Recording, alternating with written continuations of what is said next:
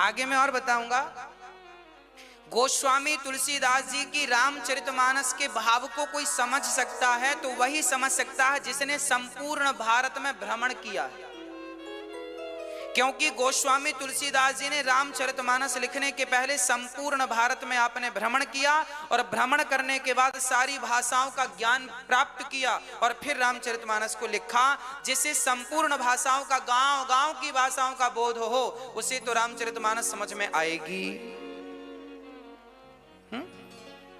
शंकर जी बोले मैं पेड़ की छांव में, बट वृक्ष की छांव में बैठता हूं, तुम्हें संदेह है तो जाओ। माता सती चल पड़ी। देखिए पति के वचनों पर विश्वास नहीं है। अब सती जी चली, क्या बनकर जा रही हैं? माता सीता बन गई। हुई है सोई जो राम रचि राखा, को करी तरक बढ़ावहि साखा।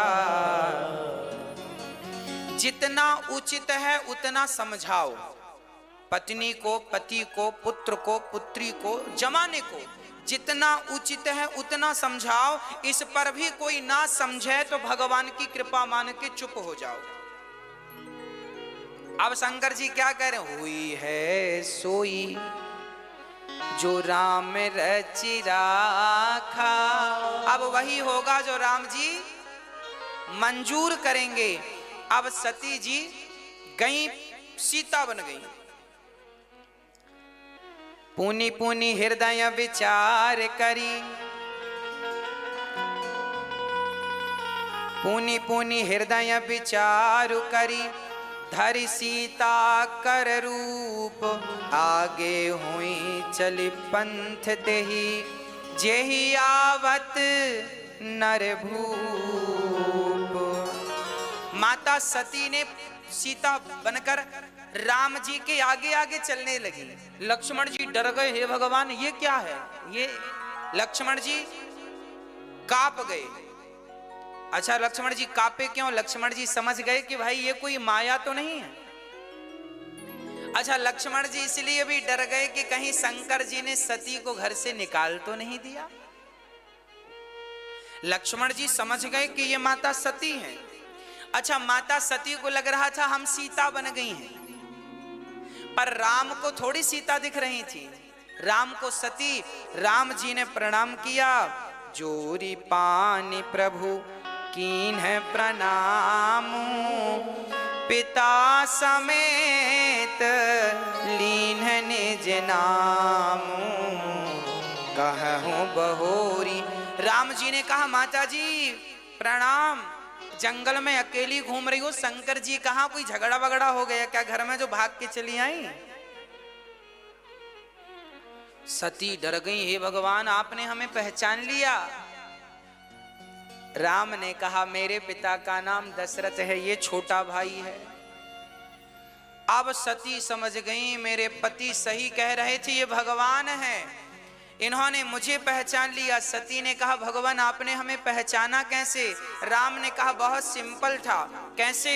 बोले मेरी असली सीता सदा मेरे पीछे खड़ी होती है, आप आगे आगे चल रही हैं। आगे आगे तो माँ ही चल सकती है, पीछे पीछे मैं बेटा हूँ, आप माँ हो, बाकी मेरी पत्नी कभी मेरे आगे चलने की ताकत नहीं रखती, वो पतिव्रता है, सदा पीछे चलती है। आप प्लास्टिक सर्जरी करा के स्वरूप बदल सकते हैं, स्वभाव कहां से लाएंगे? इसलिए बदलना है तो स्वभाव बदलिए, स्वरूप बदलने से क्या फायदा है।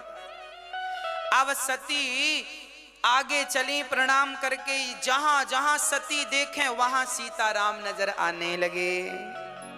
अब सती ने जहां जहां देखा, यहां वहां जहां नजर जाए सती ने राम सीता राम सीता राम सीता राम सीता राम।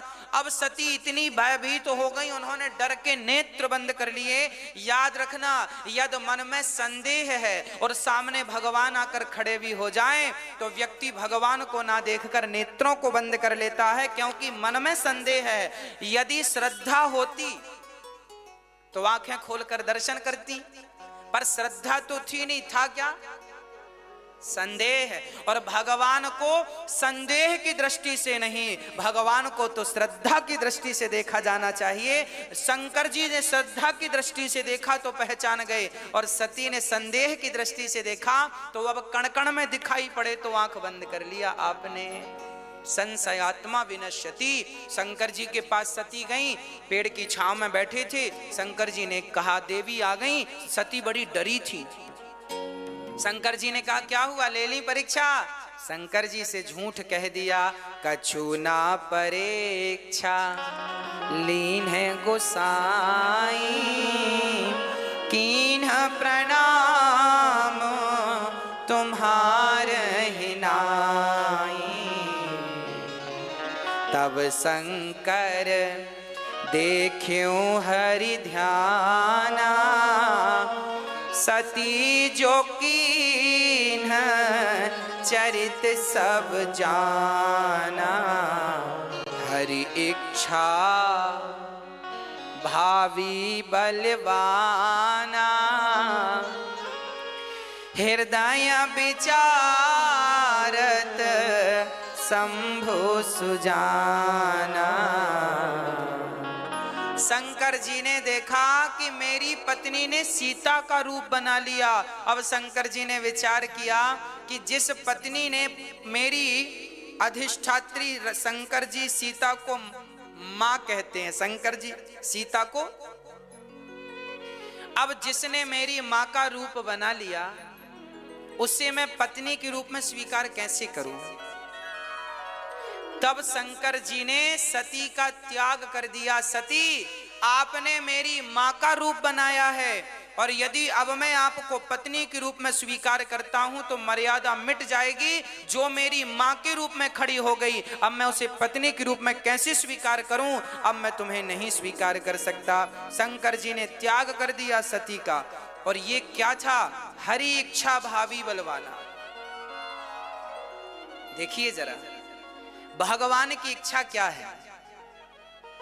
कहते हैं शंकर जी महामृत्युंजय का जाप करने से बड़ी सी बड़ी मृत्यु भी टल जाती है। पर शंकर जी की पत्नी माता सती अभी दक्ष के यज्ञ में जाएंगी और जलकर भस्म हो जाएंगी। सती की मृत्यु क्यों नहीं टली। यदि हमारी और आपकी मृत्यु शंकर जी के नाम से टल सकती है तो सती की मृत्यु क्यों नहीं टली। वो तो उनकी पत्नी थी। तब कहा हमारे प्रारब्ध के वश, हमारे कर्मों के कारण जो मौत हमें मिलने वाली है उस मौत को तो शंकर जी टाल सकते हैं, पर हरि इच्छा भावी बलवाना, जिस भावी मतलब होनी, जिस होनी में भगवान की इच्छा है उस होनी को शंकर जी भी नहीं टाल सकते। सामान्य मृत्यु को तो शंकर जी टाल सकते हैं, हमारी और आपकी मृत्यु को तो शंकर जी टाल सकते हैं, पर सती की जो मृत्यु हुई दक्ष के यज्ञ में वो शंकर जी की मर्जी से नहीं, वो तो हरि इच्छा भावी बलवाना, वो तो होनी भगवान की इच्छा से हुई है ना। भक्तों यहाँ गोस्वामी जी चुटकी लेते हैं। जलुपय सरिस बिकाई देखहु प्रीत की रीत भली, बिलग हो ही रस जाय कपट खटाई परत पुनी। दूध में थोड़ा सा पानी मिला दो तो पानी भी दूध के भाव बिक जाता है, पानी भी दूध के भाव, परंतु उस दूध में थोड़ा सा नींबू निचोड़ देने से पानी पानी अलग, दूध इतना सा नींबू दूध को फाड़ देता है। उसी प्रकार पति और पत्नी के बीच में जो प्रेम है, इस प्रेम को कपट जैसी खटाई फाड़ दिया करती है। इसलिए रिश्तों में कपट नहीं होना चाहिए। यहाँ ये मैसेज है हमारे लिए, आपके लिए। रिश्तों में क्या नहीं होना चाहिए। निर्मल मन जन सो मोहि पावा, मोहि कपट छल छिद्र न भाव। शंकर जी ध्यान लगाकर बैठ गए और जब शंकर जी की 87,000 वर्षों के बाद ध्यान समाधि खुली, तब दक्ष प्रजापति ने यज्ञ किया। उस यज्ञ में भगवान शंकर को भी बुलाया गया था, पर जब शंकर जी गए और दक्ष जी आए तो सबने खड़े होकर स्वागत किया। शंकर जी यज्ञ में खड़े नहीं भये उस सभा में। तो दक्ष ने 1000 गालियां दी, इसे क्यों बुलाया, ये ऐसा वैसा। शंकर जी ने कोई जवाब नहीं दिया। ससुर जी की बुद्धि बिगड़ गई है। शंकर जी चुपचाप उठकर आ गए। वह दक्ष ने बाद में कनखल में यज्ञ किया, सबको बुलाया और जानकर शंकर जी को नहीं बुलाया। उस यज्ञ में सती चली गई। शंकर जी ने फिर रोका, सती वहां मत जाओ, वहां मत जाओ, वहां मत जाओ, पर सती मानी नहीं। और दक्ष के यज्ञ में जब गई तो वहां सबका सम्मान देखा, पर शंकर जी का नहीं। सती घबरा गई। हे नाथ, जिस शंकर का कोई एक बार भोलेनाथ कहकर नाम ले लो उसका कल्याण हो जाता है, उनका अपमान दक्ष ने किया। मैं दाक्षायणी कहलाती हूं, मेरे पति मुझे दाक्षायणी कहते हैं। अब मैं शंकर का अपमान करने वाले पिता की पुत्री बनकर कैसे जीवित रह सकती हूं। सती ने सती जब पिता के घर गई तो उनसे किसी ने बात तक नहीं की, पिता ने नहीं की बात।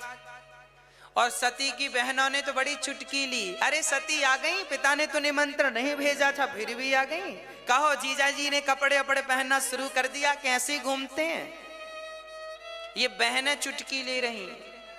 हाँ जी, जब आपका समय बिगड़ जाता है ना तो सब आपकी हंसी उड़ाते हैं, और समय अच्छा हो बढ़िया हो जाते हैं। तो श्रवण कराएंगे। भगवान श्री राम की कथा प्रारंभ होती है शंकर जी की कथा से। जब तक शिव जी की कथा नहीं होगी तब तक राम की कथा का प्राकट्य नहीं होगा, है ना। तो राम कथा में, रामायण में, रामचरितमानस में शिव जी की कथा बाद में है, राम जी की कथा बाद में है, पहले शिव जी की कथा है। माता सती पिता के यज्ञ में गईं और जलकर भस्म हो गईं। उसके बाद वह सती पार्वती के रूप में हिमालय के घर प्रकट भईं। सती के पहले पिता थे दक्ष, और बाद में सती के पिता बन गए हिमालय, और वो बन गई पार्वती। पर्वत की बेटी है इसलिए नाम पड़ा पार्वती। पर्वत की बेटी है ना। कौन सी पर्वत की बेटी हैं? हिमालय। दक्ष बड़े गरम थे। दक्ष गरम थे कि नहीं? ससुर जी बड़े गरम थे। भगवान शंकर का एक बार अपमान कर दिया भरी सभा में। शंकर जी तनिक खड़े नहीं भये कि दक्ष आग बबूला हो गए। हम आए तुम खड़े क्यों नहीं भये? भगवान शंकर को इतना जलील किया दक्ष ने, इतनी गालियां दी। पर धन्य है भगवान शंकर। कर्पूरे गौरम करुणावतारम संसार सारम भुजगेंद्रहारम। कर्पूर गौरम, शंकर जी करुणा के अवतार हैं। दक्ष ने गालियों पर गालियां दी तो सही, पर शंकर जी को गुस्सा नहीं आया। क्रोध को जीत लिया है शंकर जी ने, है ना। बात बात पे तो हमें गालियां नहीं देना चाहिए, गुस्सा नहीं करना चाहिए ना, कि करना चाहिए, है ना। शंकर जी हमें क्या सिखाते हैं? शांत रहा करो। हृदय में करुणा ज्यादा होने से आपको गुस्सा कम आता है। शंकर जी को ससुर जी ने गालियां दी, ने कितनी सी बात में गालियां दी। शंकर जी ने कोई उत्तर नहीं दिया, चुपचाप उठकर कैलाश चले गए। तात्पर्य यह हुआ कि पहले सती गरम पिता की बेटी थी, बड़े गरम रहते थे ना दक्ष जी, बात बात पे गरम, बात बात पे गुस्सा। तो अगले जन्म में इनके पिता ठंडे हो गए, हिमालय ठंडा। पहले गरम थे पिताजी, बोले गरम में तो बेटी बिगड़ जाएगी, क्योंकि बाप गरम तो बेटी भी गरम। ये भी नहीं मानी, चली गई पिता के यज्ञ में। और देखो इतना गुस्सा कि अपने आप को ही जला लिया।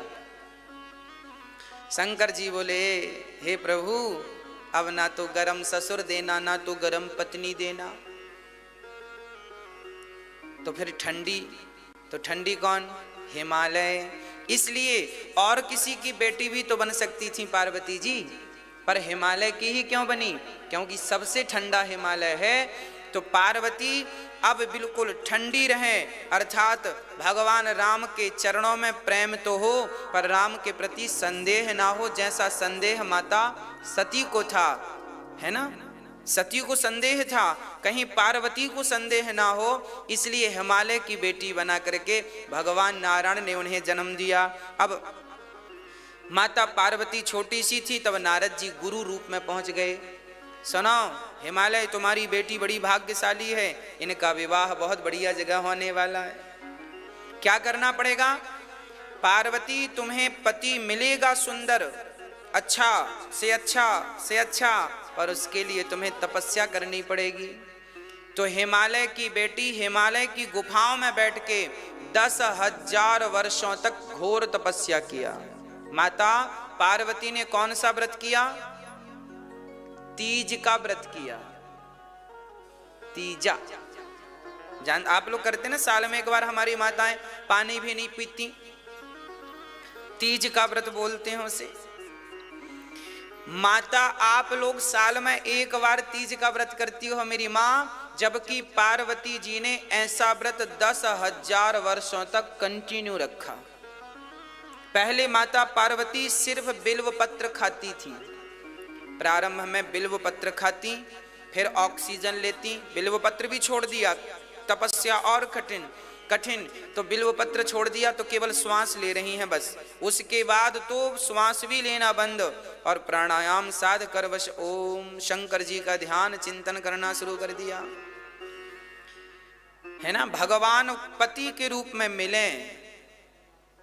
सती मरत हरि सन बरु मांगा, जन्म जन्म शिव पद अनुरागा। जब माता सती जलने लगी ना, तो भगवान नारायण प्रकट हो गए। सती आप हमारी परीक्षा लेने ना जाती तो आपकी आज ये हालत ना होती, जिम्मेदार हम हैं, वरदान मांगो क्या चाहिए। तब सती ने कहा मैं जब भी जन्म लूं तो मुझे पति शंकर ही मिले, ऐसी प्रार्थना माता पार्वती ने की। अच्छा, अब जब पार्वती जी की प्रार्थना 10,000 वर्ष बीत गए, यहां तारकासुर पैदा हो गया। तारकासुर नाम का एक दैत्य था, उसने ब्रह्मा से वरदान मांगा कि हम शंकर जी के पुत्र से ही मरेंगे। शंकर जी के पुत्र से मरेंगे, क्योंकि सती जब गई तो फिर शंकर जी का दूसरे विवाह करने का कोई विचार था नहीं। तो तारकासुर बोले शंकर जी का विवाह होगा नहीं तो पुत्र होगा नहीं, तो फिर हम मरेंगे नहीं। तो वरदान मांग लिया कि हम शंकर जी के पुत्र से मरेंगे।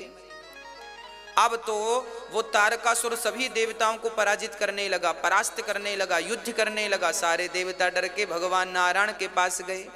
नारायण ने कहा शंकर जी के पास जाओ, तो इंद्र इत्यादि शंकर जी के पास गए, पर शंकर जी की तो समाधि लगी, समाधि खोलने को तैयार नहीं शंकर जी।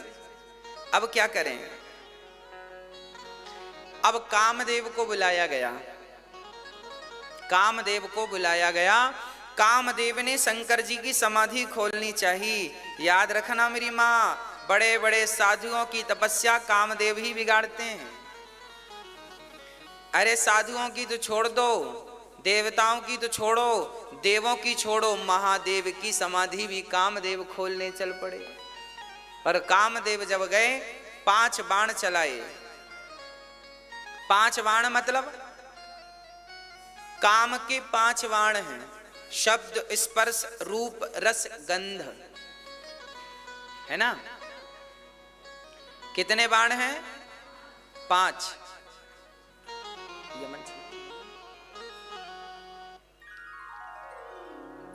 5 बाण।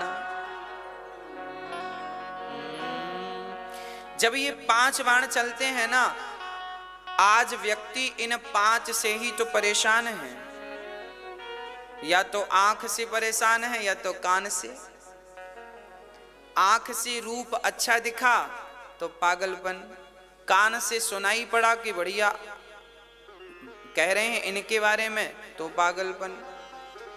चमड़ी चाहती है स्पर्श करना, अर्थात हमारी शरीर की इंद्रियां 5 जो हैं यही 5 बाण। और शंकर जी पर जब बाण चलाया कामदेव ने तो आम के पेड़ पर छिपकर, कहां चलाया बाण? आम के पेड़ पर छिपकर।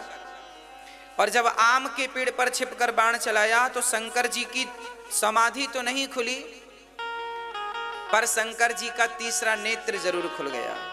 और जैसे ही तीसरा नेत्र खुला कामदेव जल के स्वाहा। कामदेव शंकर जी को तो ना जला सके, ना परेशान कर सके, शंकर जी ने कामदेव को जला दिया, समाप्त कर दिया, स्वाहा कर दिया। अच्छा, कामदेव आम के पास क्यों खड़ा हुआ?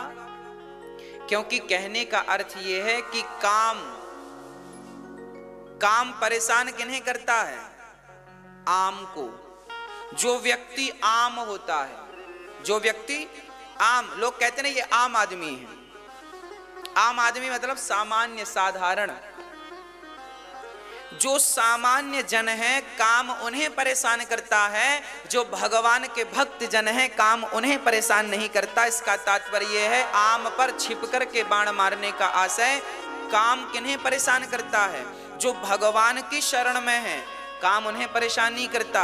जो आम लोग हैं, जो विषयों में उलझे हैं, आम हैं, उन्हें काम परेशान करता है। काम आम को परेशान करता है, आम से परेशान करता है। अच्छा, फिर क्या हुआ? तीसरे नेत्र खुला तो जल गया काम। तब से हम लोग जब भी घर में कोई शुभ काम करते हैं ना तो आम का बंधनवार लगाते हैं, आम के पत्ते लटकाते हैं ना द्वार पर। आम के पत्ते लटकाने का हम लोग कलश पर भी आम के पत्ते रखते हैं। आम के पत्ते इसलिए रखे जाते हैं क्योंकि आम काम का नाशक है। आम को इसलिए रखा जाता है ताकि ये काम का नाश करता रहे, इसलिए आम के पत्तों का विधान है। ठीक है। अब यहाँ कामदेव जल गए, सारे देवता परेशान, अब तो कामदेव जल गए, अब शंकर जी विवाह क्यों करेंगे? काम तो जल गया। शंकर जी भगवान नारायण के पास गए, अब तो शंकर जी विवाह करेंगे नहीं, चलो उन्हीं से बात करते हैं। तो भगवान नारायण ने शंकर जी से कहा, अब विनती मम सुनहु शिव, जो मोह पर निज नेहु, जाई विवाह शैल जहीं, यह मोहि मांगे देहु। है ना?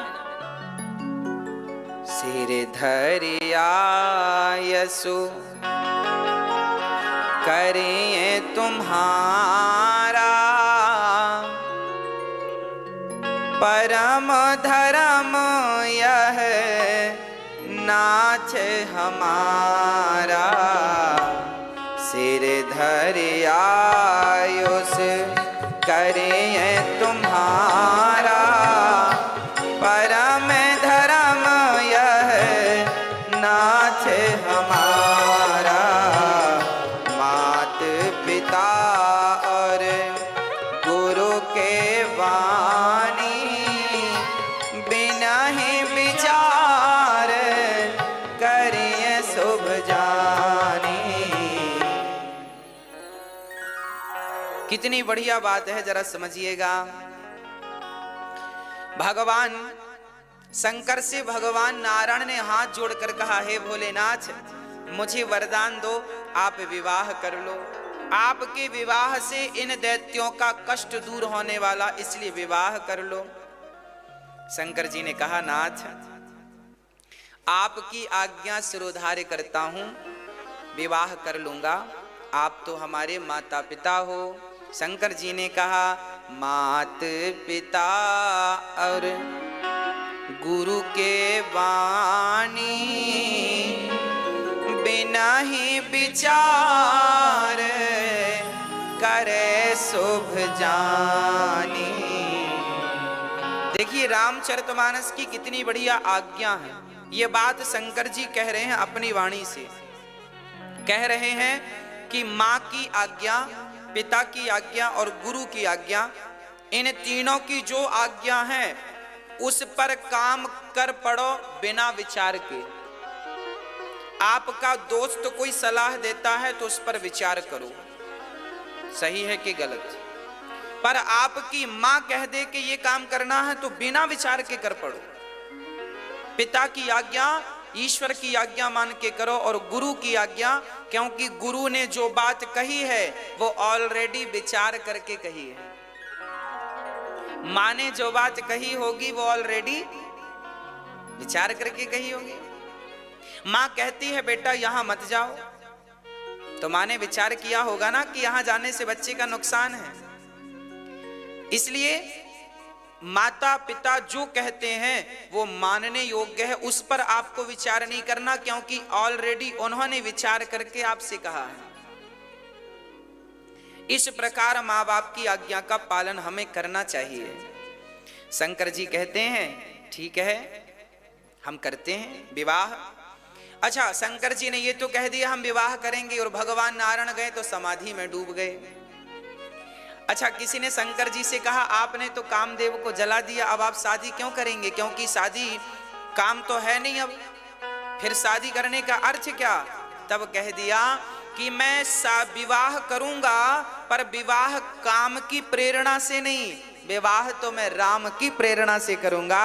विवाह काम की प्रेरणा से ना हो, विवाह राम की प्रेरणा से हो, अर्थात जीवन भोगमय ना हो, जीवन भक्तिमय हो। विवाह करना बुरा नहीं है, पर विवाह भोग के लिए करना है, यह विचार शंकर जी ने पहले कामदेव को जला दिया। हमारे भीतर जो काम है, वासना है, भोगों की लालसा है, हम कोशिश यह करें कि हम अपने अंदर के भोगों की, जो कामनाओं की, इच्छाओं की जो अग्नि है उसे शांत करें, अर्थात उस दुर्वासना को समाप्त कर दें, जला दें। जैसे शंकर जी ने काम को जलाया, हमें भी अपने भीतर के काम को जलाना चाहिए। काम कैसे जलेगा? भगवत कृपा से। जब आप भगवान का चिंतन करेंगे तो देखो, गेहूं का दाना पानी में डालो तो अंकुरित हो जाता है,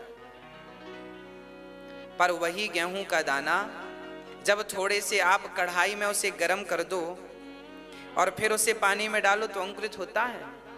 जब आप उसे आग में तपा देते हैं तो उसके भीतर की अंकुरित शक्ति सदा सदा के लिए नष्ट हो जाती है। उसी प्रकार जब जीवात्मा जब भक्ति की आग में अपने आप को तपा देता है तो उसके अंदर विषयों के जितने अंकुर थे सारे के सारे समाप्त हो जाते हैं, विषयों के जितने बीज थे सारे नष्ट हो जाते हैं। हमारे अंदर जो इच्छाओं के बीज पड़े हैं ना, कभी इच्छा हो जाती है खाने की, कभी इच्छा होती है देखने की, कभी इच्छा होती है संसार के विषयों की, तो ये जो इच्छाएं हैं, ये इच्छाएं समाप्त करने के लिए भक्ति की अग्नि में अपने आप को तपाना पड़ेगा।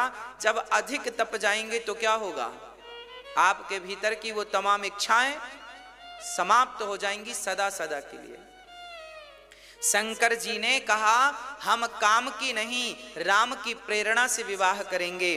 और अब यहाँ पार्वती जी जंगल में हैं, 10,000 वर्ष पूरे हो गए। तब भगवान शंकर ने सप्तर्षियों को भेजा, जाओ जरा पार्वती की परीक्षा ले लो, शादी के योग्य हैं कि नहीं। सप्तर्षियों को भेजा। किसी ने कहा शंकर जी क्या आपको अपनी पत्नी पर विश्वास नहीं है जो आप परीक्षा लेके देख रहे हैं? शंकर जी ने 7 ऋषियों को भेजा है, जाओ पहले परीक्षा तो लो पत्नी की। तो किसी ने कहा शंकर जी कैसे हैं आप पति, बताओ। आपकी पत्नी वही तो है सती जिसके लिए आप रो रहे थे, और अब तो शादी का मुहूर्त आ रहा है और आप परीक्षा लेने भेज रहे हैं। शंकर जी बोले मेरी पत्नी जो सती थी ना, वो भी तो मेरे भगवान की परीक्षा लेने गई थी।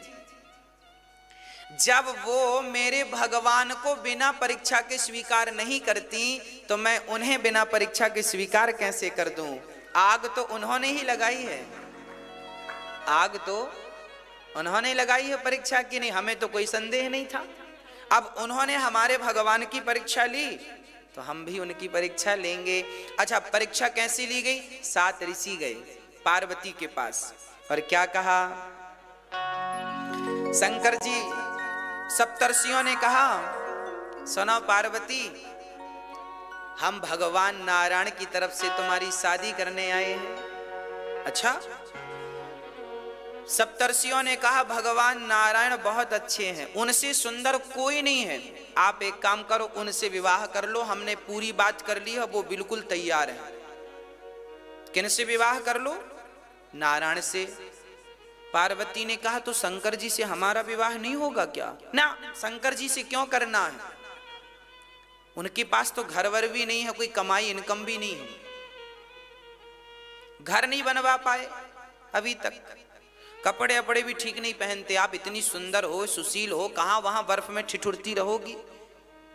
बढ़िया नारायण के पास रहना, अनुकूल वातावरण है, बढ़िया है, वहां का मौसम कोई ठंडा भी नहीं है गर्म भी नहीं है, और सुंदर है नारायण, बढ़िया। और शंकर जी तो भभूति अभूति रमाते हैं।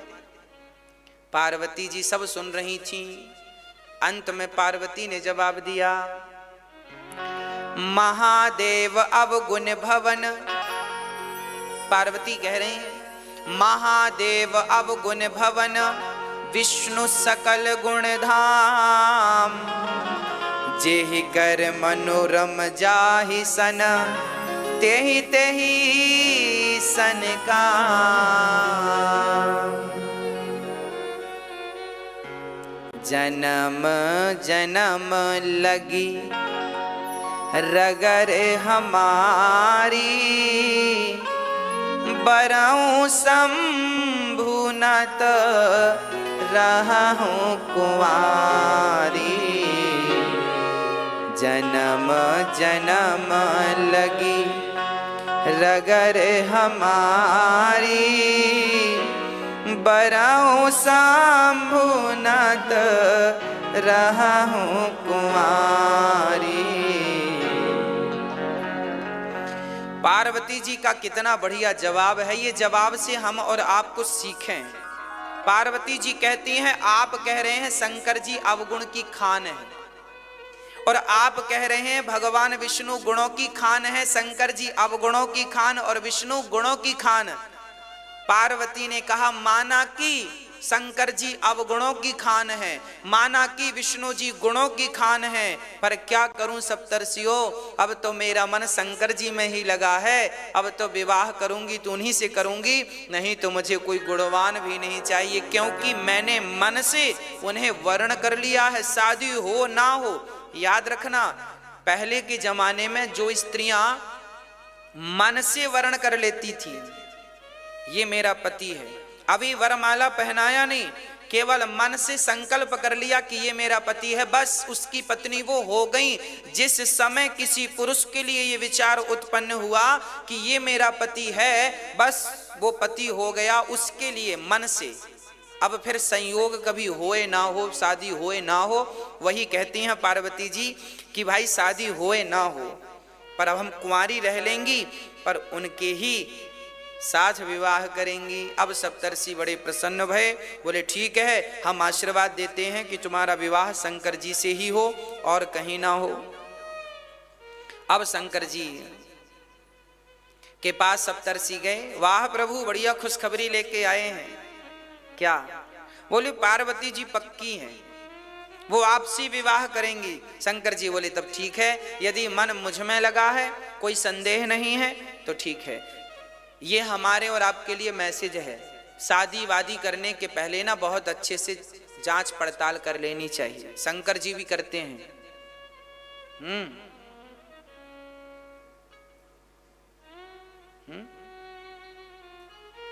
अच्छा, शंकर जी पड़ताल इसलिए करते हैं क्योंकि पिछली बार शादी करी थी ना, सती से तो ज्यादा पड़ताल करी नहीं, तो सती के पिता क्या कह रहे थे जानते हो? ससुर जी दक्ष ने कहा था हमें पता होता कि हमारी बेटी से शिव का विवाह होना तो हम करते ही नहीं।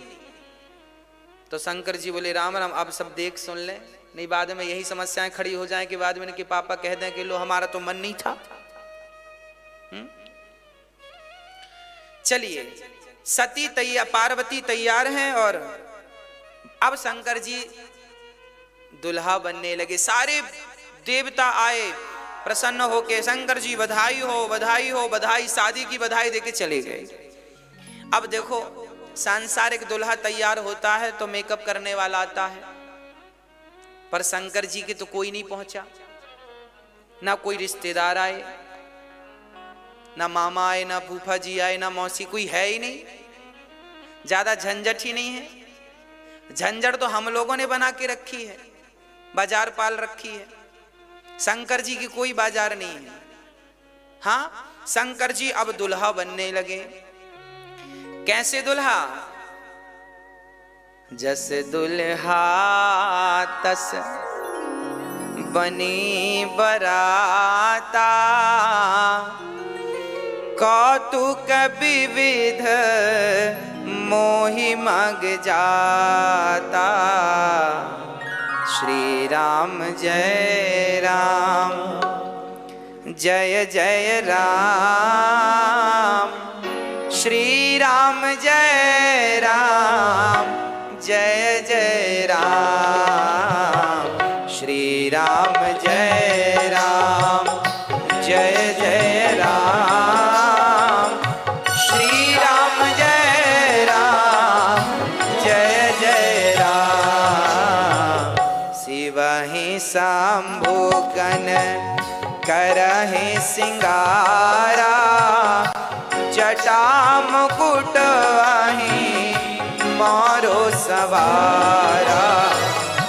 कुंडल कंकण पहिरे ब्याला, तन विभूति पट के हर छाला।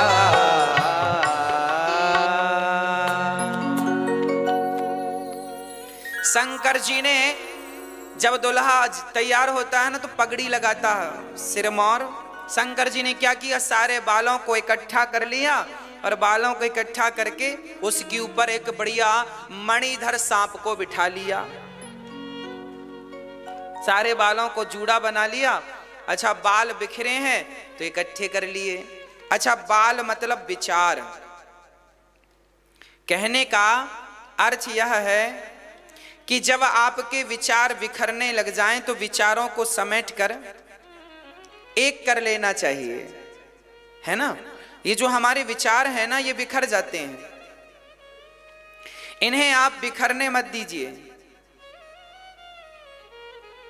ये जो विचारों के बाल हैं ये बिखरने, शंकर जी ने विचार एक विचार कर लिया कि अब विवाह करना है और भगवान का ध्यान करना है। तो अच्छा, सर्पों को यहां बिठाने की क्या जरूरत थी, बालों का जूड़ा बनाया, ठीक है ये बात, पर वहां पर मणिधर नाग को बिठाने की क्या जरूरत है। नाग बैठा है यहां। अच्छा, नाग जो होता है ना, काल का स्वरूप होता है। शंकर जी हमें और आपको समझा रहे हैं कि दुनिया वालों, ये कभी मत भूलो कि हमारे सिर पर काल बैठा हुआ है, तुम्हारी प्रतीक्षा कर रहा है। काल को कभी शंकर जी ने सिर पर काल को बिठाया ना। सर्प मतलब काल ब्याल मुखग्रास, भागवत जी में सर्प को काल की उपमा दी गई है, काल है। तो शंकर जी ने सिर पर किसे बिठाया है, काल को।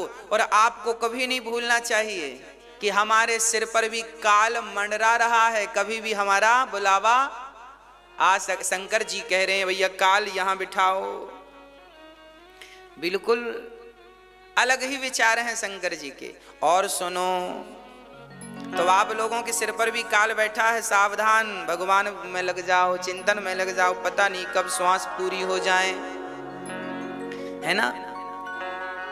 और आगे क्या लिख रहे हैं, कुंडन कंकन पहिरे ब्याला, बड़े बड़े बड़े सांपों को तो यहां बिठा लिया, छोटे छोटे सांप बोले शंकर जी हमें नहीं ले जाओगे क्या बारात?